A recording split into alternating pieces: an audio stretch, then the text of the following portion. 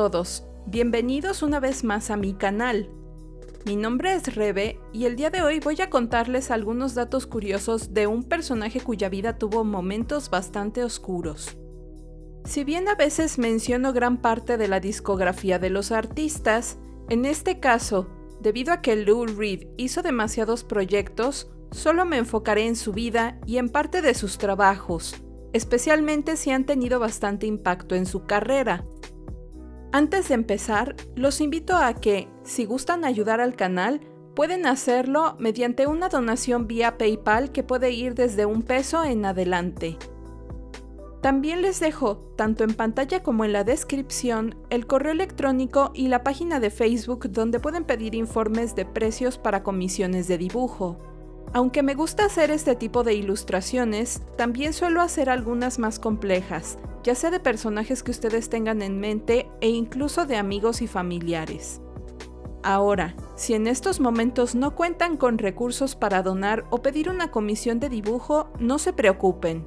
Compartiendo el video, dando like y suscribiéndose al canal me ayudan mucho a seguir adelante. A todos los que ya lo han hecho, muchas gracias. Dichos todos los anuncios, comencemos. Louis Alan Reed nació el 2 de marzo de 1942 en Brooklyn, Nueva York, pero fue criado en Freeport, Long Island, en Estados Unidos. Su madre fue Toby Futterman y su padre fue Sidney Joseph, quien cambió su apellido judío, Rabinowitz, a Reed. Lou estudió en la Atkinson Elementary School para después estudiar en el Freeport Junior High School.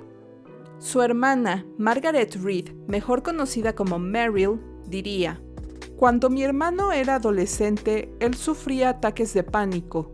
Era socialmente incómodo y poseía un temperamento frágil, pero se enfocaba mucho en las cosas que le gustaban como la música".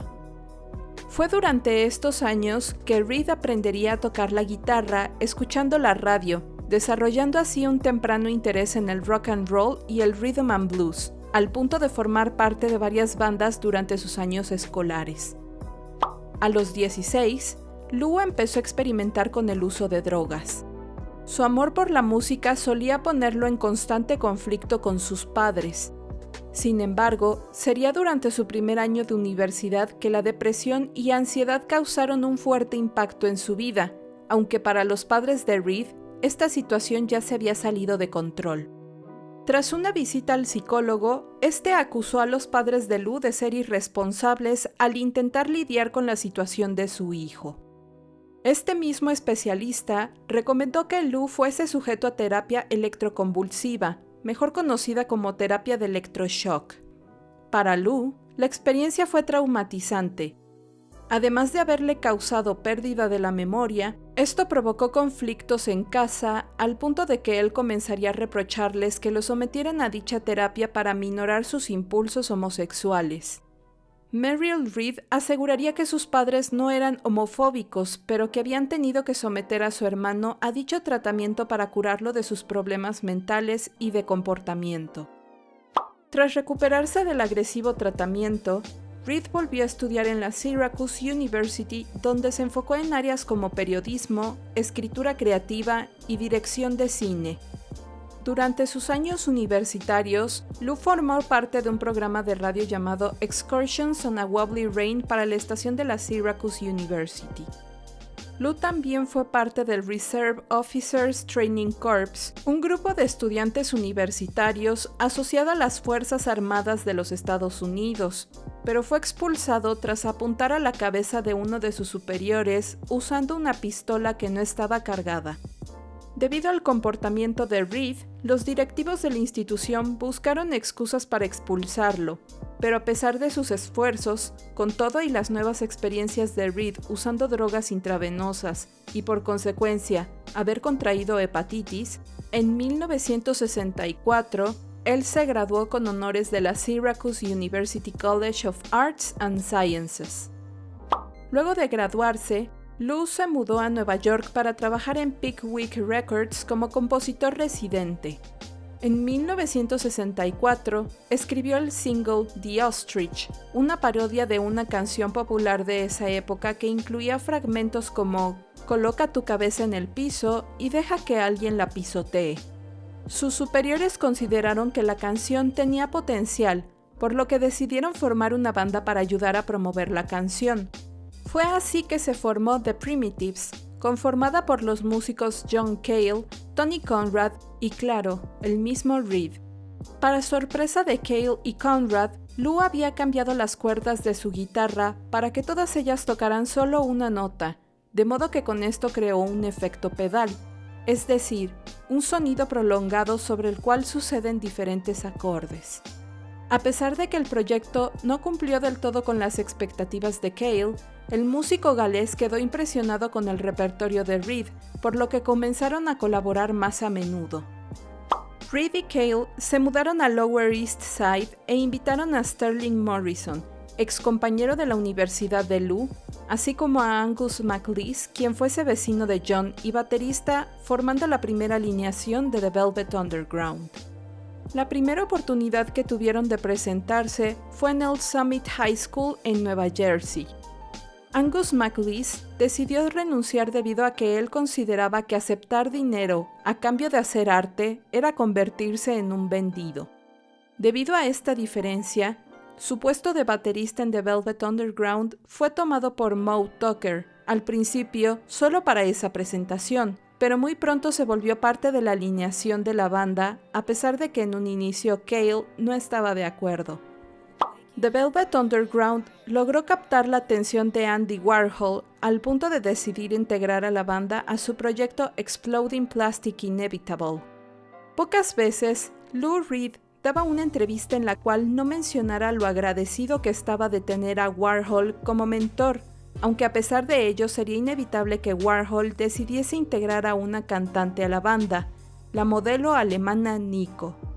Reed no estaba muy convencido de este nuevo camino que estaba tomando The Velvet Underground. Aún así, él le escribió canciones a Nico y por un breve momento tuvo un romance con ella. The Velvet Underground alcanzó el puesto 171 en algunas listas de popularidad. Sería con el paso del tiempo que la banda se volvería una influencia para músicos de décadas posteriores, especialmente con su primer álbum, The Velvet Underground and Nico. Sin embargo, en 1967, durante la realización de su segundo proyecto titulado White Light, White Heat, Nico renunció para iniciar su carrera de solista, y a Andy Warhol la banda lo despidió como su representante. Al año siguiente, tras el lanzamiento del segundo disco, John Cale también dejaría la banda. Reed volvió a tomar el liderazgo de The Velvet Underground, ahora enfocando el proyecto al género pop y volviéndose un vehículo para que Reed mejorara como autor y compositor. El lugar que dejó Cale en el bajo, guitarra y teclado fue tomado por Doug Yule, aparte de convertirse en segundo vocalista de la banda. Con esta alineación, lanzaron 2 álbumes más, The Velvet Underground y Loaded. Para agosto de 1970, Reed dejaría la banda. Finalmente, The Velvet Underground terminaría por desintegrarse cuando Sterling Morrison y Moe Tucker, los miembros originales que quedaban, renunciaron. Después de esta etapa con The Velvet Underground, Lou Reed se mudó a casa de sus padres en Long Island y consiguió un trabajo como mecanógrafo en un despacho contable. Sería hasta 1971 que Reed firmaría contrato con RCA Records, grabando su primer álbum en Londres junto a los músicos Steve Howe y Rick Wakeman de la banda Yes. Este primer disco, titulado simplemente Lou Reed, tenía versiones inéditas de canciones de The Velvet Underground, algunas de las cuales habían sido grabadas para Loaded, pero que al final habían sido descartadas. Este primer disco no se vendió mucho a pesar de que el crítico musical de la revista Rolling Stone, Stephen Holden, había comparado la voz de Reed con la de Mick Jagger y la de Bob Dylan, aparte de admirar la calidad poética de las letras. Sería hasta 1972 que el éxito comercial llegaría a la carrera de Reed gracias a su álbum Transformer. Este disco fue coproducido por David Bowie y Mick Ronson, y quienes introdujeron a Reed a una audiencia masiva principalmente en Reino Unido. La canción Walk on the Wild Side fue un homenaje a actores y actrices LGTB que pertenecían al círculo de Andy Warhol, específicamente a The Factory, tales como Holly Woodlawn, Candy Darling, Joe D'Alessandro, Joe Campbell, mejor conocido como Sugar Plum Fairy, y Jackie Curtis. A pesar de que la letra era bastante transgresora para su época, esta logró pasar los filtros de censura. Ese mismo año, Walk on the Wild Side se convirtió en la única canción de Reed en llegar al puesto 16 en las listas de popularidad de Billboard. A pesar de la popularidad que obtuvo Walk on the Wild Side, sería con Perfect Day que Lou se convertiría en un ícono, especialmente cuando esta misma canción fue elegida en la década de los 90 por el director Danny Boyle para la adaptación fílmica del libro de Irving Welsh, Trainspotting. La mayor parte de los arreglos de cuerdas y piano fueron realizados por Mick Ronson. Sin embargo, la letra fue hecha por Reed inspirándose en un paseo que tuvo por Central Park al lado de quien sería su esposa, Betty Cornstad. Hasta la fecha, se considera que esta canción es sobre una sencilla devoción romántica en contraste con los conflictos que Reed tenía en relación a su sexualidad, uso de drogas e incluso su ego. Algunos otros críticos han considerado que esta canción en realidad es el retrato de la actitud romántica que tenía Reed sobre su adicción a la heroína. Sin embargo, el mismo Lou ha rechazado dicha interpretación, al punto de que, en una entrevista realizada en el año 2000, él declararía: No, estás hablando con el autor, la persona que lo escribió. Lo de la canción Siento sobre el uso de la heroína es falso. No me opongo a ello, particularmente si consideras que eso es perfecto. Pero la visión de este sujeto sobre un día perfecto era la chica, sangría en el parque e ir a casa. Un día perfecto, así de simple. Quise decir exactamente eso. Durante una junta nocturna en la que Reed le había pedido a Bowie colaborar en otro disco, el cantante británico le dijo a Reed que accedería con una condición: Lou tendría que dejar sus adicciones. Ofendido, Reed golpeó a Bowie. A partir de aquí pasarían muchos años antes de que tanto Bowie como Reed volviesen a colaborar juntos. Después de este suceso, Lou Reed contrató a una banda de un bar neoyorquino llamado The Tots para que lo ayudasen a interpretar sus canciones durante el tour de Transformer. En 1973, Lou Reed se casaría con Betty Cornstad tras 5 años de relación. En un artículo publicado en el periódico británico Independent, ella escribió: Louis bebía mucho, incluso cuando vivía en casa de sus padres. En mi ingenuidad, yo creí que todos los escritores bebían demasiado. Al principio no hubo drogas, porque de haber sido el caso, yo me hubiese ido. Mi trabajo era mantenerlo alejado de ellas y también del alcohol para que él cumpliese con su contrato haciendo tours y grabando discos, aparte de mi tarea en el área de iluminación para las presentaciones en vivo. Viendo todo ahora, no puedo creer cuántas responsabilidades me fueron asignadas. Con el tiempo, las responsabilidades de Cornstad afectarían su relación con Reed. En el mismo artículo, ella mencionaría lo siguiente: Louis comenzó a resentir el escuchar a las personas equivocadas. Aunque yo no lo sabía en ese entonces, había drogas duras disponibles durante la grabación de su disco Berlin y también durante el tour. Volvió a ser abusivo, algo que yo no podía tolerar. La fama dirigía todo el escenario. El sujeto con el que yo había empezado a salir era Dulce, un escritor callado quien, como muchos de nosotros, tenía retos. El hombre que dejé se había convertido en un monstruo. A veces la fama es un demonio. Convierte a la gente en monstruos hasta que aprenden a controlarla. El matrimonio de Reed y Cornstad no llegó siquiera a su primer aniversario. Durante esta etapa, Reed se enfocaría en la realización del disco Berlin, cuyo concepto era el de dos adictos enamorados viviendo en dicha ciudad. La mayor parte de las canciones están relacionadas a temas fuertes, por ejemplo, Caroline Says, parte 1 y 2, siendo sobre violencia doméstica. How Do You Think It Feels, sobre adicciones. The Kids es sobre adulterio y prostitución, y The Bed es sobre suicidio. La opinión general sobre Berlin fue negativa, incluso siendo considerada como un desastre, algo frustrante para el cantautor.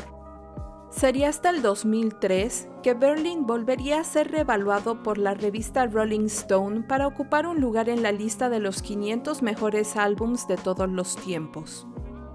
Tras el fracaso comercial de Berlin, Reed haría 3 discos más, uno en vivo llamado Rock and Roll Animal, puesto a la venta en febrero de 1974, Sally Can't Dance, que vio la luz en agosto de 1974, y el confuso y pésimamente recibido Metal Machine Music, puesto a la venta en 1975, mismo que en un principio se consideró como una forma en que Reed estaba rompiendo contrato con RCA, pero que eventualmente el mismo artista aseguraría que había sido un verdadero esfuerzo artístico. En diciembre de 1975 saldría a la venta el disco Coney Island Baby, mismo que se considera por algunos como el álbum más romántico de la carrera de Reed. Muchas de las canciones de este proyecto fueron inspiradas y dedicadas a la novia y musa de Reed, una mujer transexual llamada Rachel Humphries. La relación con Humphries solo duraría 3 años. Tras terminar su contrato con RCA, Reed comenzó a trabajar para Arista Records, sello discográfico con el cual, en 1978, lanzaría Street Hustle. Durante esta época, la música punk había comenzado a invadir varios escenarios, cosa que a Lou no le agradaba del todo, haciéndolo tomar a veces una postura competitiva y ocasionalmente desdeñosa sobre este género. A pesar de esta actitud, Reed solía acudir a presentaciones en el club CBGB con la finalidad de observar el desarrollo musical de varios de estos artistas y nuevas bandas quienes, en algún momento, vieron en el trabajo de Reed una inspiración. Para 1979, Reed comenzó a dejar de usar drogas. También sería durante esta época que él comenzaría a trabajar en otro disco llamado The Bells, y en el cual, de acuerdo a sus palabras, me especialicé en el arte de grabar, conocido como capturar el momento de forma espontánea y dejarlo así. The Bells fue hecho de este modo. Las letras las escribí al momento y fue absolutamente increíble. Soy muy adepto a escribir historias completas con rimas y chistes. La crítica apreció mucho este disco, al punto de mencionar que finalmente con este proyecto Reed había conseguido volverse un gran escritor. En 1980, Reed se casó por segunda vez con la diseñadora británica Sylvia Morales. Ella sería quien lo inspiraría a escribir varias de sus canciones a inicios de la década, siendo estas Think Over It del disco Growing Up in Public y Heavenly Arms del álbum The Blue Mask. Morales también se encargó del diseño de las portadas para los discos de Reed, tales como Street Hustle, The Bells, The Blue Mask, Legendary Hearts, New Sensations, New York y el disco que realizaron Reed y Cale, titulado Songs for Drella. Lou y Sylvia se divorciaron en 1994. La credibilidad de Reed se restableció en 1984 después de que él lanzase 2 discos, Legendary Hearts de 1983 y New Sensations en 1984.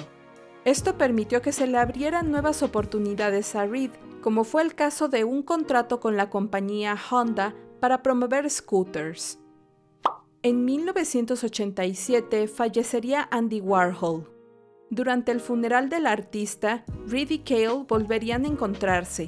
Tras este evento, ellos decidieron unirse para hacer un disco en honor de Warhol que titularían Songs for Drella, basándose en un apodo que el actor Undine, uno de los colaboradores de Warhol, le había puesto a su mentor ocupando el nombre Drácula y Cinderella, mismo que usaban los allegados del artista, pero que a Warhol no le gustaba.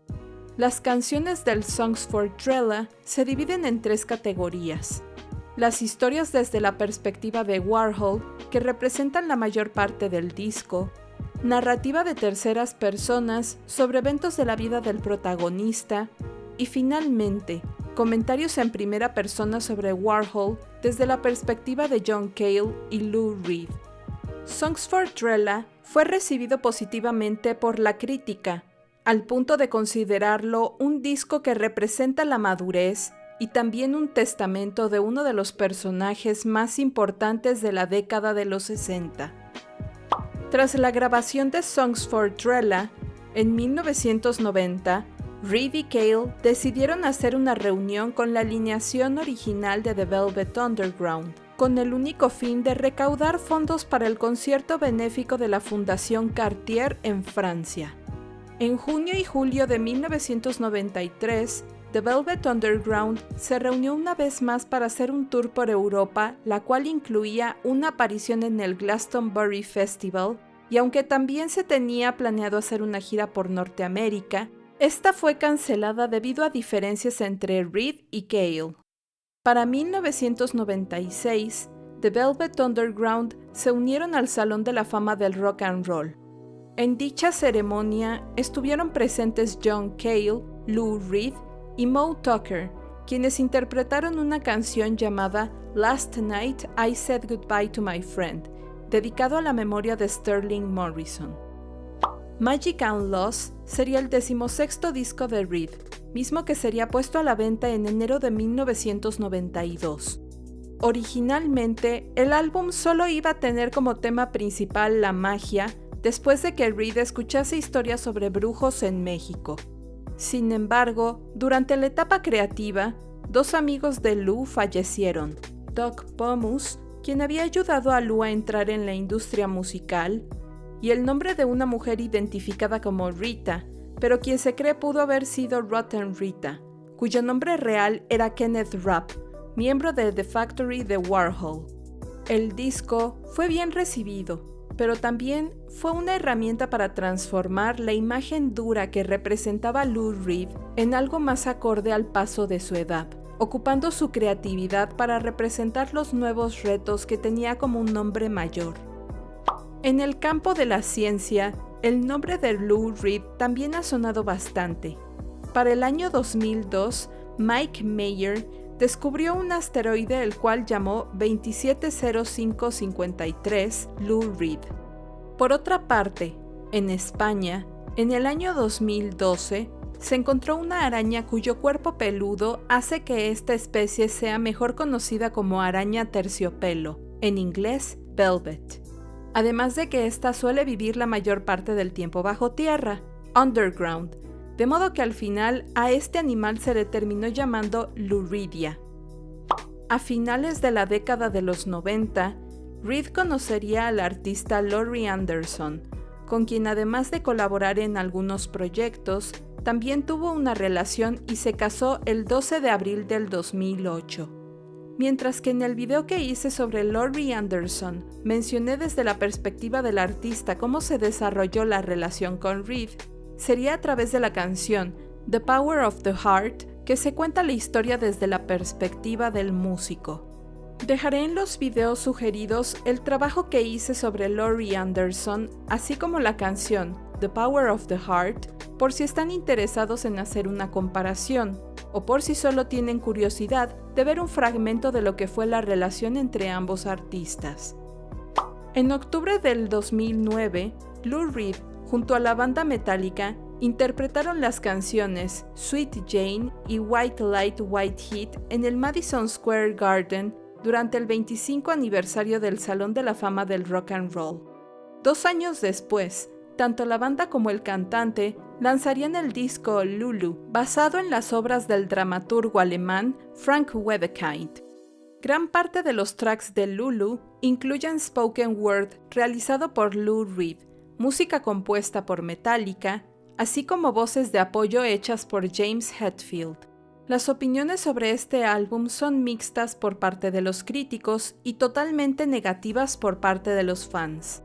Esto se vio reflejado con el lanzamiento del video The View, el cual, a pesar de haber sido dirigido por Darren Aronofsky, tuvo el doble de dislikes que de likes.